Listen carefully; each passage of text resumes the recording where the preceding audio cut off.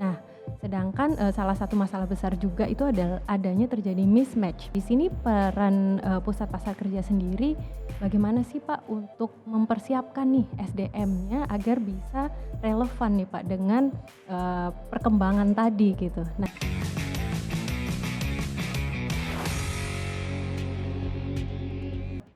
halo Renaker di Indonesia, ini podcast buat kamu yang ingin tahu tentang segala hal tentang Kementerian Ketenagakerjaan dan juga isu-isu terkini.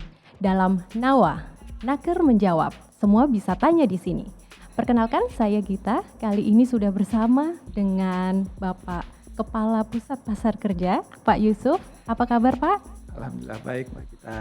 Alhamdulillah, sehat-sehat semua Pak keluarga? Sehat ya. Alhamdulillah. Oke Pak, kali ini banyak nih Renaker yang penasaran gitu dan mungkin sebelumnya belum pernah dengar Pak, termasuk saya. Ya, Kira-kira pusat pasar kerja itu apa sih Pak gitu dan perannya di dalam ketenagakerjaan itu seperti apa? oke. Ya terima kasih ya Mbak Gita ya sudah memberikan kesempatan saya untuk bisa memberikan penjelasan tentang apa itu pusat pasar kerja. Jadi Mbak Gita, saya berangkat dulu dari kondisi ketenagakerjaan kita ya. Jadi menurut Rakernas kita itu punya 8,75 juta angkatan kerja yang masih menganggur Oke. ya. Belum lagi ditambah angkatan kerja baru yang setiap tahun lulus dari entah itu perguruan tinggi maupun SMK. Nah, tentu ini harus dicarikan pekerjaan ya, karena ini kan sebenarnya potensi yang luar biasa dari bangsa kita, yang mungkin teman-teman juga tahu kita ada bonus demografi ya. Jadi kalau mereka bisa berkarya, bisa bekerja, tentu kontribusinya kepada kesejahteraan bangsa kita luar biasa. Nah, melihat momentum ini, Kementerian Ketenagakerjaan kemudian membentuk satu unit baru yang namanya Pusat Pasar Kerja. Jadi ini unit yang memang baru sekali dibentuk, mulai start itu 10 Mei 2021 ya. Tugasnya yang utama adalah menjadi intermediary, mempertemukan supply dan demand. Supply dari sisi pencari kerja dan demand dari pemberi kerja. Jadi ada banyak sebetulnya sisi supply dan demand, tetapi ini kan belum ketemu. Nah, ini tugas besar yang kita jalankan. Oke, wah tugasnya lumayan banyak, besar ya Pak ya. Oke, kalau kita lihat dari yang disebutkan oleh Pak Ya. Yusuf, salah satu tugasnya adalah matchmaking ya Pak ya, Ya. antara supply dan demand. Betul. Nah, sedangkan salah satu masalah besar juga itu adalah adanya terjadi mismatch Pak gitu. Jadi mungkin asumsi klasiknya lah ya, kalau mismatch biasanya bagaimana image-nya kalau pendidikan itu mesti sesuai dengan bidang pekerjaannya gitu. Nah, tapi di lain sisi sekarang di era digital seperti ini kesempatan kerja dan profesi pun juga berkembang dengan cepat. Nah, kalau dari kacamata Pak Yusuf menanggapi hal itu bagaimana sih? Ya, ya kita masuk ke era disruptif ekonomi ya. Jadi apalagi kita sudah mengalami nih hampir 1,5 tahun terakhir ya, ada pandemi COVID di mana hantamannya bertubi-tubi ya terhadap kondisi ketenagakerjaan ya, banyak teman-teman yang di PHK. Tapi di sisi lain, tidak cuma teman-teman yang di PHK ya, banyak wirausaha juga yang mengalami banyak kesulitan gitu ya, tutup usahanya. Tapi di sisi lain kemudian muncul kan banyak pekerjaan. Dan itu terjadi di seluruh dunia. Dengan era digitalisasi ini, revolusi industri 4.0, ada banyak pekerjaan yang tumbuh dan ada banyak pekerjaan yang hilang. Ya. Nah, mismatch itu nggak bisa dihindari. Ya. Jadi bagaimana kita bisa mensikapinya, kan gitu. Dunia pendidikan tentu tidak bisa bergerak secepat dunia industri gitu kan. Iya, Itu udah pasti. betul. Mereka paling enggak 5 tahun baru mengevaluasi. Padahal dunia industri jangankan setahun, bisa 6 bulan bisa berubah. Iya, betul. Ya kan? Nah, jadi ini memang PR bagi dunia pendidikan dan dunia pelatihan untuk melihat tren pasar kerja, ya, kemudian juga melakukan profiling. Lulusannya itu sebetulnya cocok untuk bekerja dengan okupasi apa, dengan jabatan apa di era yang kekinian, gitu ya. Nah, perusahaan juga begitu di sisi, jadi kita harus lihatnya balance ya antara supply dan demand gitu kan. Jadi yang menyesuaikan kan dua-duanya nih harus menyesuaikan juga. Nah, di sisi perusahaan juga harus mengetahui benar apa yang dia butuhkan. Jangan-jangan requirement-nya terlalu tinggi. Padahal yang dibutuhkan Kenyataannya tidak seperti itu ya Pak? Ya. Sebenarnya dia butuhkan data entry, tapi ditulis ahli komputer, ya kan, ahli IT. Ya. Padahal pekerjaan hanya data entry misalnya. Ya. Nah itu kan harus diedukasi dua-duanya. Ya. Nah, iya. Betul. Wah, kalau dilihat tadi bergeser, tentu saja ada pekerjaan-pekerjaan yang baru ya Pak, dan pekerjaan-pekerjaan lama yang mungkin bertransformasi gitu ya menjadi pekerjaan baru. Nah di sini peran pusat pasar kerja sendiri, bagaimana sih Pak untuk mempersiapkan nih SDM-nya agar bisa relevan nih Pak dengan perkembangan tadi gitu. Nah itu peran pusat pasar kerja di situ bagaimana Pak? Ya, jadi ini pertanyaan yang menarik nih ya, mungkin teman-teman juga para pencari kerja dan juga perusahaan ya, ini perlu sama-sama ya belajar gitu ya, sama-sama berusaha supaya tadi isu mismatch tadi tidak berlanjut gitu ya. Nah, saya melihat bahwa integrasi ya, antara pelatihan atau pendidikan, kemudian ada sertifikasi dan penempatan itu harus berjalan. Jadi itu. Nah ini yang masih PR besar kita. Di proses integrasi mulai pelatihan, sertifikasi sampai penempatan, inilah yang memerlukan intermediary agency. Siapa itu? Ya itu yang diperankan oleh Balai Latihan Kerja misalnya, oleh lembaga pelatihan kerja, gitu ya. Nah, oleh institusi pendidikan, ya kan? Ada lapangan kerja, ada jabatan di sini. Kemudian ada pencari kerja yang kita sadari ada gapnya kan? Ya. Nah, bagaimana memberikan nilai tambah dari para pencari kerja ini?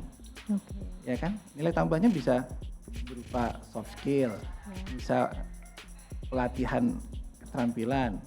Ya, kita mengenal ada upskilling, ada reskilling. Jadi ada proses di tengah ini yang memberikan nilai tambah. Itu ya pentingnya kami melihat institusi-institusi, misalnya di SMK itu ada bursa kerja khusus ya. Kemudian di perguruan tinggi itu ada Career Development Center ya, CDC. Itu memetakan apa sih sebetulnya yang dibutuhkan di pasar kerja, ya kan? Kemudian contoh seorang sarjana, dia memerlukan sertifikasi tambahan apa? Ya itu kan yang perlu di intervensi gitu ya. Saya memerlukan sertifikasi apa? Lulusan SMK atau lulusan SMA yang mau langsung masuk kerja tidak melanjutkan pendidikan, ada jabatan apa? Memerlukan keterampilan apa? Nah itu yang di deliver atau diberikan oleh lembaga-lembaga pelatihan maupun pendidikan. Jadi itu yang satu sisi. Kemudian sisi yang lain tentu pusat pasar kerja memberikan informasi atau tren-tren apa jenis-jenis pekerjaan yang baru yang muncul. Oh, ya kan? jadi semacam buku trennya ketenaga Ya. kerjaan gitu ya Pak ya? Oke. Employment outlook lah misalnya gitu Mhm. kan. Jadi dunia pendidikan, dunia pelatihan itu bisa lihat nih ke depan nih trennya seperti apa nih pasar kerjanya. Ya. Ya, sehingga bisa juga menyesuaikan apa sih pekerjaan-pekerjaan yang paling dibutuhkan gitu kan. Ya. Itu kan sangat menarik ya, saya yakin itu sangat dibutuhkan tidak saja oleh lembaga pelatihan, lembaga pendidikan untuk cepat menyesuaikan Mhm. supaya lulusannya bisa terserap gitu kan. Ya. Nah, pencari kerja juga akhirnya termotivasi waktu memilih sekolah, memiliki kejuruan pelatihan, dia itu tahu nih nanti saya ikut pelatihan ini saya bisa kerja di mana gitu. Oke, jadi Nah, lebih terarah gitu ya Pak ya? betul, nggak buang-buang waktu, nggak buang-buang tenaga dan uang, Iya, ya kan? betul betul. Iya. Oke, menarik sekali Pak. Jadi banyak sekali sebetulnya ya layanan-layanan yang ada di pusat pasar kerja. Nah mungkin Pak Yusuf bisa menginformasikan nih kepada Renaker di Indonesia sebetulnya apa saja sih layanan yang ada di pusat pasar kerja sehingga teman-teman terutama yang baru lulus kuliah gitu ya itu bisa tahu nih kalau misalnya mereka masih bingung mereka harus kemana. Nah mungkin Pak Yusuf bisa sedikit cerita. Jadi saat ini kita punya 3 produk ya, mulai dari yang namanya aplikasi Karir Hub. Oke. Nah, jadi teman-teman yang mau cari kerja, sedang cari kerja, bisa lihat Karir Hub. Ya. Nah di sisi perusahaan kita silakan untuk mengunggah ya lowongan pekerjaan yang ada di perusahaan melalui Karir Hub dan itu free of charge. Ya. Nah kemudian yang kedua ini yang unik ya, pusat layanan pasar kerja itu juga punya aplikasi yang namanya virtual job fair. Oke. Ya, jadi kita adakan job fair karena sekarang sedang COVID ya. Iya, bertransformasi jadi virtual ya jadi Pak virtual, sekarang. Oke. Ya. Nah ini juga bisa dimanfaatkan.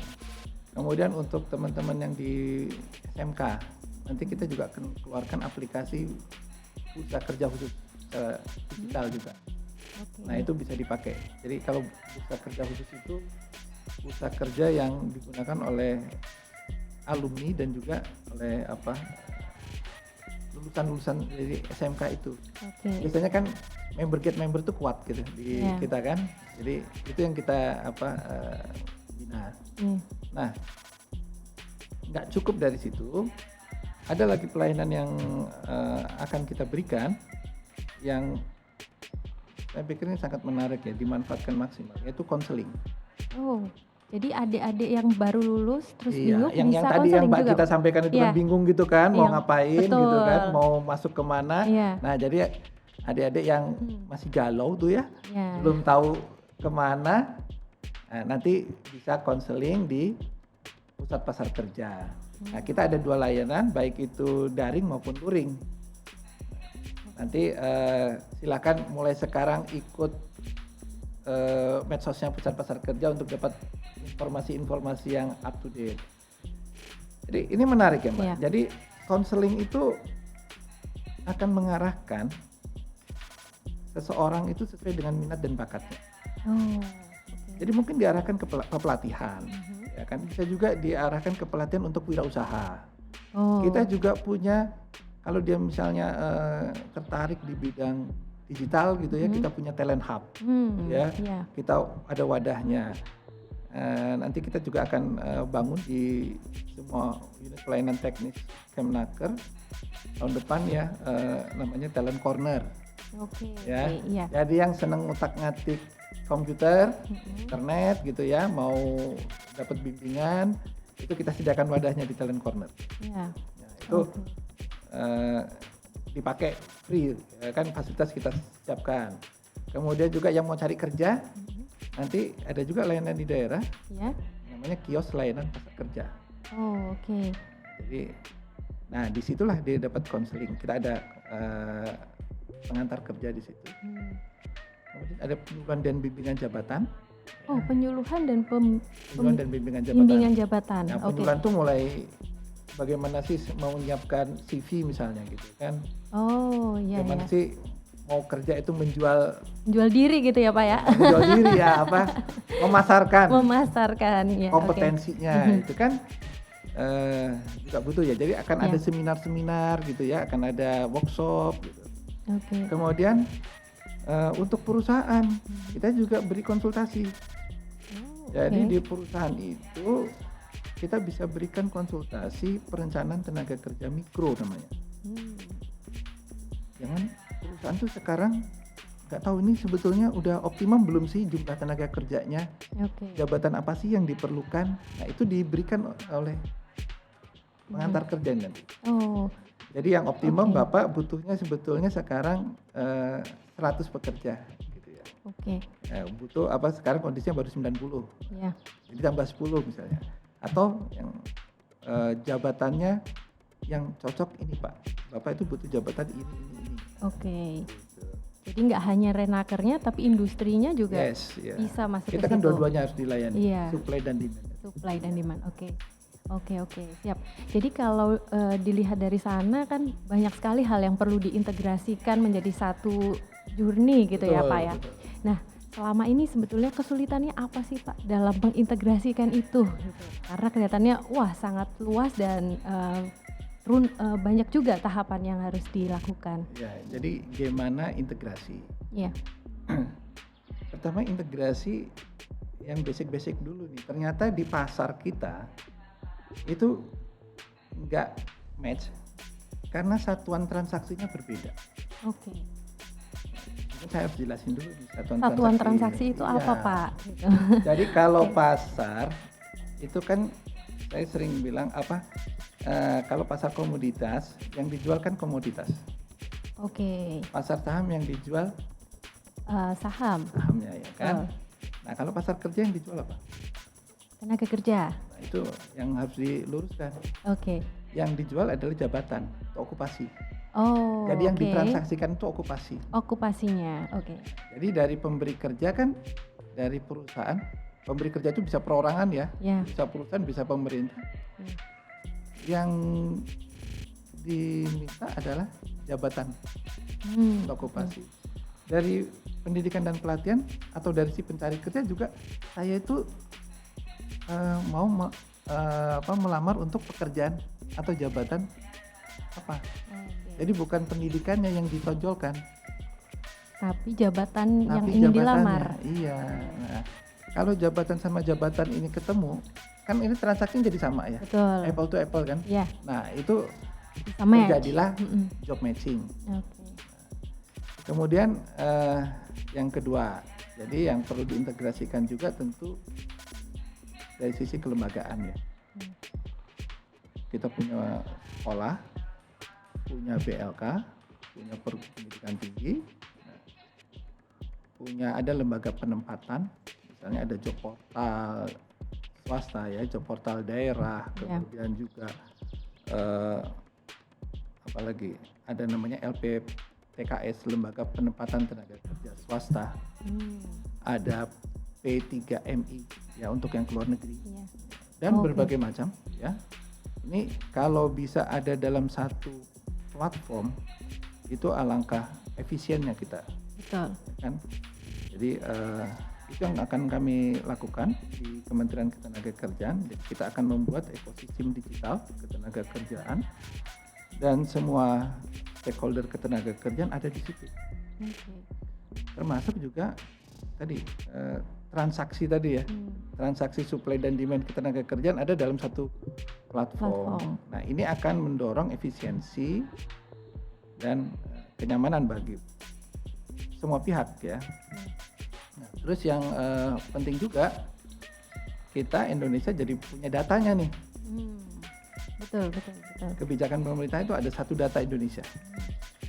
Satu data ketenagakerjaan juga harus ada. Nah, ini harus ada dalam satu wadah yang kita sebut sekarang ekosistem digital ketenagakerjaan. Jadi nanti Career Hub itu akan menjadi agregator dari semua aplikasi-aplikasi yang ada di entah itu di swasta maupun yang ada di daerah, pemerintah daerah. Oh, atau ada yang di perusahaan. Memayungi semua aplikasi-aplikasi itu ya Pak? Ya kan, Oke. kalau wadah itu kan pasar itu kan tempat para tenan ya. Iya, betul betul Ya betul. kan, jadi nggak Iya. jualan sendiri gitu loh. Iya. Jadi pasarnya semakin besar, semakin rame, trafficnya semakin banyak, orang yang masuk ke situ akan semakin happy kan, Iya, karena betul. cari langsung dapat gitu Iya. kan. Siap-siap. Nah, kalau misalnya Renaker ini ingin masuk atau mengenal lebih jauh nih Pak pusat pasar kerja, nah mereka harus mulai dari mana sih Pak? Atau kemana nih? Oh gampang itu kalau itu Ya. kan, karena kita sudah di dunia digital, ya, masuklah ke websitenya Renaker. Oh, oke. Ya. Ya. Nah, nanti di situ ada Career Hub. Di dalam situ ada karya hub. Kita klik selesai. Oke. Kalau Bisa Instagram? juga kita ada Instagram, ada Facebook, ada TikTok, ada YouTube, Wah, lengkap. ada Twitter. Oke, Renaker semua jangan lupa follow gini ya. Oke, terima kasih banyak Pak. Terakhir, pesan-pesan Pak Yusuf untuk anak-anak muda, talenta muda di Indonesia, sahabat Renaker sekalian, apa nih Pak ketika mereka memasuki dunia kerja? Silakan. Ya, jadi pesan-pesan untuk Renaker semua di seluruh Indonesia. Pertama harus tetap optimis ya. Dan yang kedua, tambah pengetahuan dan keterampilan. Ya.